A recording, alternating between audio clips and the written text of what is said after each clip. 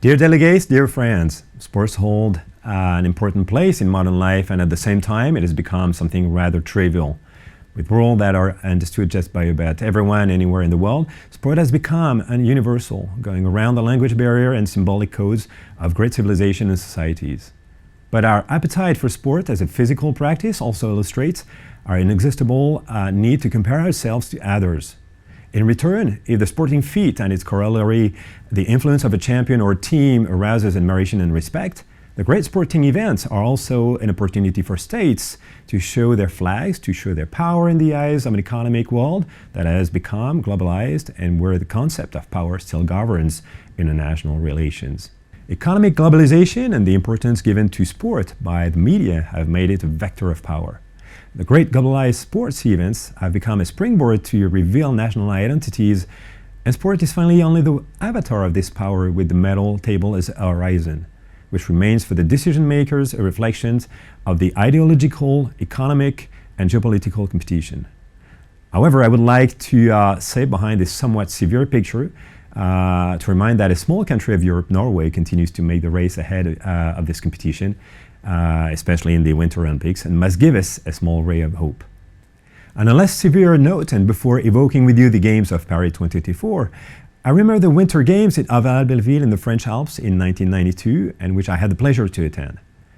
I remember that at the time, the Olympics were deeply federative and were anonymous among the population. Above all, they allowed to engage great infrastructure works opening, new access roads, faster and safer towards the ski resorts, prefiguring the development that we know. 30 years later, these great transformations have confirmed their immense advantage. But the world today is changing, and the context is very different for Paris 2024, starting with the risk of overspending in a context of generalized inflation. A risk to be taken seriously because since the late 60s, the average rate of overrun between the forecast budget and the final budget has gone through the roof. So there is no reason for Paris, as for the other Olympiads, not to exceed its initial budget in a context of turbulence and crisis that we go through currently. We have to look at the situation from the perspective of the population as well. Thomas Bach reminded us in a speech nearly 10 years ago, the Olympics no longer interest young audiences. For the younger generation, sports has become a mindset, a culture. The quest for performance no longer has a monopoly on the motivation to engage in sports. As a consequence, in France, if the Olympic Games are still seen as youth sports events, part of the population is losing interest in them. Especially, they are seen by some as a useless expense at a time we have to face challenges that are beyond us: environmental, climate change, social, economic challenges. I'd like to have one last word regarding the Stade de France. I know that legitimate doubts persist following the events that took place during the last final of the Champions League last spring. I'd like to specify here that I speak as a simple citizen and that I'm not part of the organizing committee of the Olympic Games. But if the events at the Stade de France are a failure, for President Macron, the stake is not to reduce our ambition, but to raise our level on the security. I'd like to remind you as well here that tourism is at the heart of the identity of France, and more specifically of Paris. It is already one of the most attractive cities in the world, and the numerous sporting and cultural events that are organized each year contribute to this influence. And I want to believe France and Paris have proven that they are up to this challenge of these mega events. To conclude, I like to think that the Olympic Games are a window on the world that opens up onto universal values. But they are now at a turning point.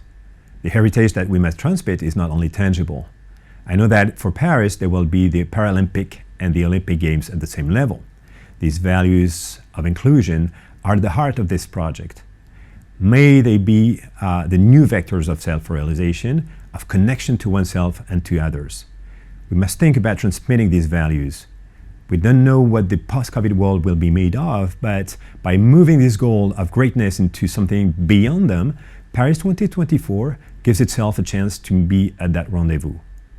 If the Western world, and particularly Europe, has lost the monopoly of power, it has not lost its power of influence.